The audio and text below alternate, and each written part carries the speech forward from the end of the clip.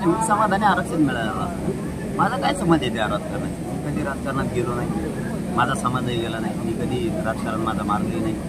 आपण फक्त त्यांना एकच सांगितलं होतं की मराठा आणि कुणबी एकच कायदा पारित करा, गजेश्वरीची अंमलबजावणी करा, कारण माझ्या मराठा समाजाची नेतृत्व मान्यता करा, हे तुम्ही करा. मी कधीच कोणाला म्हणलो नाही या उमेदवाराला पाडा त्याला पाडा. फक्त आपल्या मताची ताकद दिसली पाहिजे. तुम्ही कोणाला निवडून आणा, कोणाला पाडा, पण ताकदीना पाडा, एवढंच मात्र मराठा समाजात सांगितलं होतं. आणि 2-4 वर्षापूर्वी मन आली होती, सभा मोठमोठ्याल्या होत्या, पण मतात रूपांतर होत नाही. आयला म्हणलं आपलं तर होतं काय, म्हणून आम्ही बघितलं मतात मराठ्यांचं रूपांतर होत आहे का, तर 100% होत आहे. मराठी आता कोणाला सुधरून देणार नाही पुढं, आता पिढ्या. विधानसभेला काय भूमिका असेल? जर ठरलेल्या प्रमाणे जर नाही सरकारनं दिलं तर मग मात्र आम्ही विधानसभा लढवणार, पण मात्र नाही दिलं तर राजकारण आमचा मार्ग नाही. माझा नाही, माझ्या समाजाचा.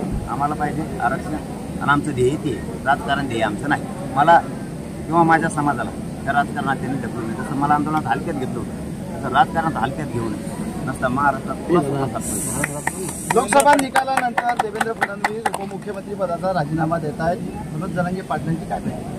आमचं त्यांचं कधी शत्रुत्वच नाही आहे, कधी आम्ही त्यांना विरोधात मानलंच नाही. ते ज्या वेळेस चुकले त्या वेळेसच फक्त आम्ही त्यांना बोललो. आणि मी परवाच्याला, ते तर काल बोललेत वाटतं, आम्ही परवाच्यालाच सांगितलं होतं विनंती करून गृहमंत्र्यांना पण आणि मुख्यमंत्र्यांना पण, आमच्या ठरल्याप्रमाणे द्या, आम्हाला राजकारण करायचं नाही.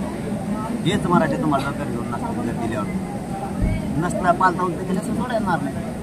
आज किल्ले रायगडावरनं काय संकल्प करून जात आहे आणि काय प्रेरणा घेऊन जात आहे? नाही, राज्याभिषेक सोहळा आहे, त्यानिमित्तानं देशवासियांना शुभेच्छा आपल्या माध्यमातून देतो, आपल्या सगळ्यांना देतो.